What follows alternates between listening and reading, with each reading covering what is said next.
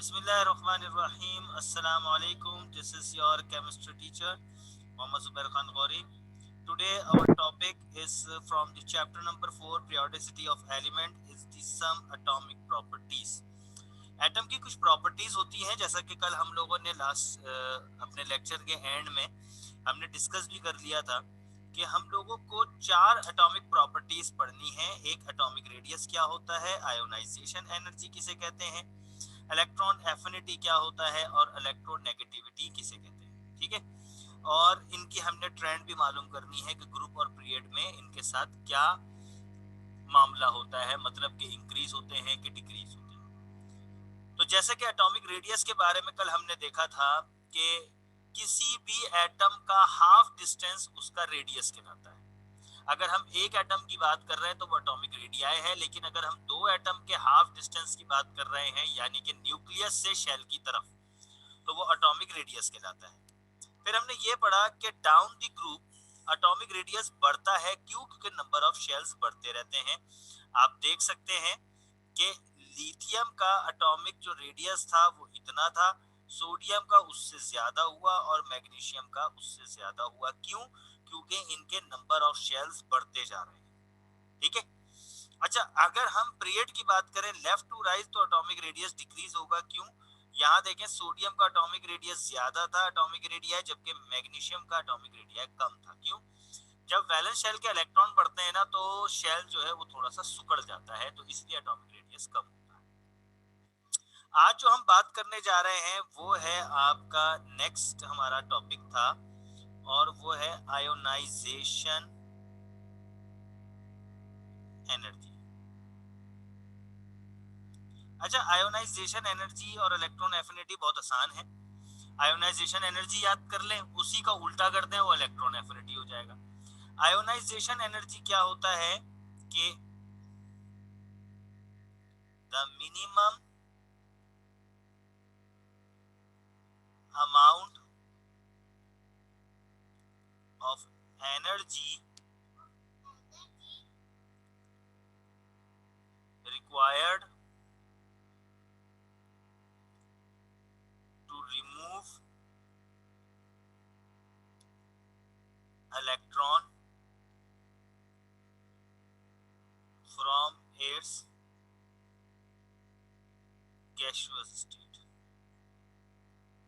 देखें भाई, किसी भी एटम के अंदर इलेक्ट्रॉन निकालने की जो सलाहियत है वो आयोनाइजेशन एनर्जी है, जो मिनिमम अमाउंट ऑफ एनर्जी चाहिए। लेट सपोज मैं एक एग्जांपल देता हूं कि मेरे पास एक रूम है, उस रूम के अंदर बहुत सारे बच्चे बैठे हुए हैं। अब मैं चाहता हूं किसी एक बच्चे को रूम से बाहर निकालो। ये बच्चा मुझे बड़ा परेशान कर रहा है, ये वाला बच्चा। अब मैं चाहता हूं मुझे इस बच्चे को बाहर निकालना। अब मैं क्या करूंगा? या तो मैं कहूंगा बेटा आप बाहर निकल जाए, वो कहेगा सॉरी सर दोबारा नहीं होगा। मैं कहूंगा नहीं, आप इस तरह कर रहे हैं, आपने इससे पहले भी यूं किया था, आप यूं सुनते नहीं है मेरी बात, आप बाहर जाए। या तो मैं अपनी इतनी सारी एनर्जी वेस्ट करूं, या मैं सिंपल कहूं कि बेटा आप बाहर जाए, मुझे पानी पिलाएं। आप वो बच्चा मुझे पानी पिलाने के लिए जैसे बाहर गया और मैंने यहाँ से गेट लॉक कर दिया, है ना भाई? तो ये मैंने क्या किया, मिनिमम अमाउंट ऑफ एनर्जी अपनी रिक्वायर्ड की किसी एक बच्चे को क्लास से बाहर निकालने के लिए। बिल्कुल इसी तरीके से अब हमारे पास एक शेल है। ये हमारे पास जो है वो मैं आपको एक शेल बना के दिखा रहा हूँ। ये हमारे पास के एल और ये एम शेल आ गया हमारे पास। ठीक है, अब लेट सपोज कि सोडियम जो है वो अपना ये इलेक्ट्रॉन निकालने जा रहा है। ठीक है, तो इसको जो मिनिमम अमाउंट ऑफ एनर्जी चाहिए इस इलेक्ट्रॉन को निकालने के लिए, यानी कि ये बात याद रखिएगा, इलेक्ट्रॉन निकालने के लिए एनर्जी चाहिए होती है। ठीक है, और अगर कोई इलेक्ट्रॉन ले रहा होता है तो फिर वो एनर्जी रिलीज करता है। तो इसको जो एनर्जी चाहिए होगी वो एनर्जी कहलाएगी आयोनाइजेशन एनर्जी। अब अगर मैग्नीशियम है जिसके पास दो इलेक्ट्रॉन है तो ये कहलाएगी फर्स्ट आयोनाइजेशन एनर्जी, और ये कहलाएगी सेकेंड आयोनाइजेशन एनर्जी, जो फर्स्ट आयोनाइजेशन एनर्जी की निस्बत थोड़ी ज्यादा होती है। ठीक है, अच्छा, अब अगर हम ग्रेजुअली बात करते जाएं तो आयोनाइजेशन एनर्जी जो है वो डिक्रीज होती जाएगी। क्यों? क्योंकि जितने नंबर ऑफ शेल्स बढ़ते जाएंगे, वैलेंस शेल का इलेक्ट्रॉन उतना दूर होता जाएगा। एग्जाम्पल देता हूं मैं आपको। ये हाइड्रोजन के पास एक शेल होता है, लिथियम के पास दो शेल होते हैं, के और एल। सोडियम के तीन शेल मैंने बना दिए। पोटेशियम के पास चार शेल होते हैं, के, एल, एम और एन। ठीक है, अब गौर से देखें, ये मैंने बनाया है हाइड्रोजन का, ठीक है, ये है एक इलेक्ट्रॉन। ये मैंने बनाया है लिथियम का, ये है इसका एक इलेक्ट्रॉन। ये बनाया है मैंने सोडियम का, ये है इसका एक इलेक्ट्रॉन। ये दो मैंने गलत दिए, दो मैंने मैग्नीशियम का कर दिया था, ये एक है। ठीक है, और ये मैंने बनाया है पोटेशियम का, ये रहा इसका एक इलेक्ट्रॉन। अब गौर से देखें, इसका जो इलेक्ट्रॉन है ये अंदर जो बीच में सेंट्रल पार्ट न्यूक्लियस होता है उसके बहुत करीब है, यानी कि न्यूक्लियस की और इस इलेक्ट्रॉन के दरमियान पकड़ बड़ी मजबूत है। तो अगर मैं इस इलेक्ट्रॉन को निकालने चाहूंगा तो मुझे ज्यादा एनर्जी चाहिए, हाई एनर्जी चाहिए होगी मुझे इसको निकालने के लिए। क्यों? क्योंकि न्यूक्लियस से इसकी पकड़ जरा मजबूत है। अच्छा, अब मैं अगर इसको देखता हूं तो न्यूक्लियस ये सेंट्रल पार्ट है, ये बीच में। अब न्यूक्लियस से इसकी पकड़ जो है वो थोड़ी दूर हो गई है ना भाई। इस इलेक्ट्रॉन की जो वैलेंस शेल का इलेक्ट्रॉन है, इसकी न्यूक्लियस की पकड़ हाइड्रोजन की निस्बत थोड़ी सी दूर है। तो यही वजह है कि मुझे इसमें एनर्जी तो चाहिए होगी, लेकिन फर्स्ट की निस्बत थोड़ी लो होगी। अब आ जाते हैं तीसरी वाली एग्जांपल। यहाँ देखें, न्यूक्लियस तो यहाँ है बीच में।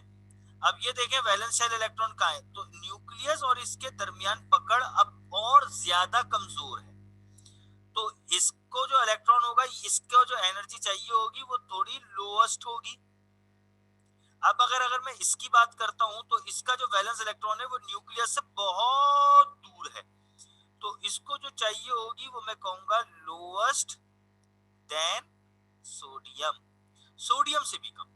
तो जितना हम डाउन द ग्रुप जाते जा रहे हैं उतना आयोनाइजेशन एनर्जी डिक्रीज होती जा रही है। कम से कम, कम से कम, कम से कम एनर्जी चाहिए।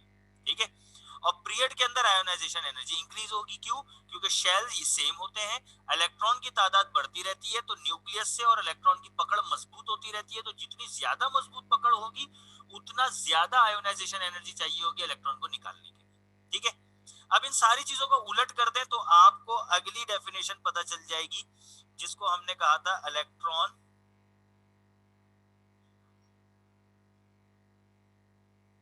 एफिनिटी। इसमें minimum amount of energy required थी, इसमें एनर्जी रिलीज होगी। इस आयोनाइजेशन एनर्जी में रिमूव करने के लिए इलेक्ट्रॉन, इसमें इलेक्ट्रॉन गेन करने के लिए चाहिए होगी। ठीक है, तो आयोनाइजेशन एनर्जी का उलट इलेक्ट्रॉन एफिनिटी, कि इलेक्ट्रॉन गेन करने के लिए जो आपको एनर्जी रिलीज करेंगे वो कहलाएगी इलेक्ट्रॉन एफिनिटी। इसलिए मैंने कहा था कि आयोनाइजेशन एनर्जी के साथ इलेक्ट्रॉन एफिनिटी ज्यादा आसान है। अब हमारे पास इस चैप्टर की लास्ट हेडिंग आती है और वो है electro negativity.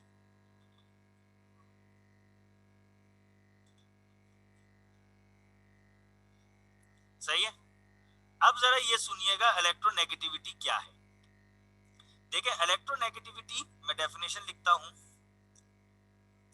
It is the tendency of an atom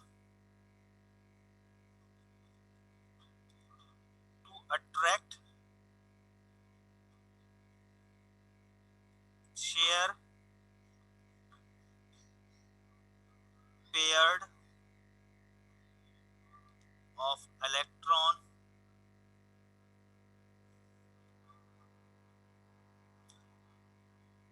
towards itself। अब जरा गौर से सुनिएगा, ये इलेक्ट्रोनेगेटिविटी बेसिकली होता क्या है। मैं ये कहूं कि मैं एक जगह गया और वहां मैंने देखा कि वहां बहुत सारे दुकानें थी, ठीक है, और वहां बहुत सारी दुकानों के अंदर ये आपकी शॉप नंबर 1 थी, ये शॉप नंबर 2 थी, ये शॉप नंबर 3 थी, ये शॉप नंबर 4 थी। अब मैं वहां जाके क्या देखता हूं कि ज्यादातर लोगों का रश इस शॉप नंबर 3 पर है। शॉप नंबर 2 पे एक दो खड़े हुए हैं, शॉप नंबर 1 पे भी कुछ कस्टमर हैं, लेकिन सबसे ज्यादा रश शॉप नंबर 3 पर है। और ये सारी की सारी शॉप जो है वो कपड़ों की दुकान थी, सही है, सारी की सारी। अब आप लोग, चूंकि आप लोगों का माइक ऑन है, अब मुझे बताइएगा कि क्या क्या पॉसिबिलिटीज हो सकती हैं कि सबसे ज्यादा कस्टमर का रश दुकान नंबर 3 पर क्यों है। क्या क्या पॉसिबिलिटीज हो सकती हैं, one by one possible answer दें जो आपके दिमाग में आता है जी। चारों दुकानें एक ही मटेरियल की हैं, सब कपड़े बेच रहे हैं, सही है। अब आप ये बताएं, कपड़ों की दुकान है, अब वजह क्या है कि शॉप नंबर 3 पे ज्यादा जो है कस्टमर है। मैं आप लोगों के माइक अनम्यूट कर देता हूं। Now you are able to unmute your mic. अब आप मुझे बताएं, चैट पे कोई नहीं बताएगा, माइक पे बताइए जी डिफरेंट बेटा। प्राइस। सर कपड़े की क्वालिटी अच्छी होगी। चलें चलें 50% सेल। चलें। एक बच्चे ने डिफरेंट कहा, एक बच्चे ने कहा कि प्राइस वजह हो सकती है, सही है। एक हाँ। वजह, एक बच्चे ने कहा कि सेल हो सकती है, एक बच्चे ने कहा कि क्वालिटी हो सकती है, इस वजह से रश है, और शायद एक पे एक फ्री मिल रहा हो। हाँ वो सेल आ गई ना, सेल में आ गया प्राइस, क्वालिटी, सेल। और क्या पॉसिबिलिटीज हो सकती हैं कि दुकान नंबर 3 पे सबसे ज्यादा रश है भाई, 1 पे इतना रश नहीं है, 2 पे नहीं है, 4 पे नहीं है, दुकान नंबर 3 पे सबसे ज्यादा है। Sir variety variety variety quality में आ वैरायटी गया। चलें, क्वालिटी अलग है, हम लिख देते हैं वैरायटी, हाँ ठीक है, और बस। जो उसका सेलमैन है वो बहुत हाँ अच्छी तरह से बात कर रहा है। जो उनका सेलमैन है हाँ, वो बहुत अच्छी तरह से बात कर रहा है, बहुत अपनी तरह से अट्रैक्टिव कर रहा है। सेल्समैन, शाबाश। चलें बस, सर अब अपने अपने बाय माइक, वन गेट वन। वो buy one get one sale में आ गया। चलें अब वापस अपने माइक अनम्यूट करते हैं, ठीक है। देखिए, आप लोगों ने 5 पॉसिबल रीजंस बताए हैं कि जिसकी वजह से आप ये कह सकते हैं कि दुकान नंबर 3 जो है उसमें कस्टमर का रश ज्यादा है। पहली बात, दुकान नंबर 3 जो है वो अपने कपड़ों की प्राइस बाकी दुकानों से ज्यादा अच्छी दे रहा होगा, यानी कि उसने सेल लगाई होगी, सस्ते सस्ते सूट दे रहा होगा, 500 रुपए के अंदर पैंट, शर्ट, कोट, जूते, मोजे, चश्मा, टोपी, एक ऑल्टो कार, कौन देता है? और उसके साथ टैंक फुल करवा के पेट्रोल, ठीक है, और मेमार के अंदर 240 गज का बंगला सिर्फ 500 रुपए में। अगर इतनी अच्छी प्राइस दे रहा है तो लाजिम सी बात है भाई, कस्टमर का रश होगा। आप यकीन करें, मैं भी पढ़ाई छोड़ के मैं भी वापस भाग जाऊंगा उसी दुकान पे, अगर इतना अच्छी ऑफर दे रहा है तो, है ना भाई। तो पहली चीज मुमकिन है, पॉसिबल है कि प्राइस की वजह से आवाम जा सकती है। दूसरी पॉसिबिलिटी आपने बताई कि उसने कोई सेल लगाई होगी, है ना भाई। हो सकता है उसने सेल लगाई हो, bye one get one free, आप एक सूट लें एक सूट फ्री। हो सकता है उसने सेल लगाई हो कि 5 जीन्स की पैंट 1000 रुपए के अंदर, आपने हिसाब लगाया 200 रुपए की एक पैंट पड़ रही है। उसने, हो सकता है उसने सेल लगाई हो कि जो है वो 3 टी शर्ट का पैकेट है वो इतने रुपए का। आप लोगों को पता है सेल होती है बहुत सारी किस्म की, ठीक है। ये भी पॉसिबल हो सकता है कि लोगों के पास इस दुकान पे रश ज्यादा यूं हो कि लोग कहें कि भाई उसने सेल बड़ी अच्छी अच्छी लगाई है। तीसरी वजह ये भी हो सकती है कि क्वालिटी अच्छी हो, लोग कहें कि यार ये जो दुकान नंबर 1, 2 और 4 है ना, इनकी क्वालिटी बेकार है, लेकिन ये जो दुकान नंबर 3 वाला है ये क्वालिटी बड़ी अच्छी देता है। इसकी क्वालिटी ऐसी है कि साल 2 साल आराम से कहीं नहीं गया, कोई मसला नहीं है। और चौथी नंबर आपने जो बात बताई वो भी पॉसिबल है कि यार इसके पास हमें वैरायटी मिल जाती है। जैसे इम्तियाज आप चले जाएं, आपको हर चीज की वैरायटी, अगर आपने दूध लेना है उसकी वैरायटी है, चॉकलेट लेनी है उसकी वैरायटी है, हर किस्म की वैरायटी मिल जाएगी, अलग अलग मटेरियल में आपको मिल जाएगा। अगर आपको कपड़े लेने हैं, हर किस्म का मटेरियल, हर किस्म की वैरायटी, हर किस्म का डिजाइन आपको मिल जाएगा। तो इसलिए आप कहते हैं कि भाई शॉप नंबर 3 के पास चले जाओ, इसके पास हर किस्म की वैरायटी होती है। और पांचवी बात भी मुमकिन है सेल्स में, कि भाई यहाँ जो है ना, वहाँ जो सेल्समैन है वो इतने अच्छे अट्रैक्टिव सेल्समैन है कि कस्टमर जो है वो लिए बगैर जाता ही नहीं है, इतने अच्छे उसने जो है वो सेल्समैन रखे हैं। ठीक है, आप देखें अक्सर होता है ऐसा, बाज जगहों पर सेल्समैन रखे जाते हैं, बाज औकात सेल्स गर्ल्स रखी जाती हैं। आप इम्तियाज जाएं, इम्तियाज जाके आप देखें, वहां बहुत सारी जो है वो खवातीन बाकायदगी से मेकअप करके और अच्छी अच्छी ड्रेस पहन के अपने अपने स्टॉल के सामने खड़ी होती हैं, फेयर एंड लवली के सामने खड़ी होती हैं,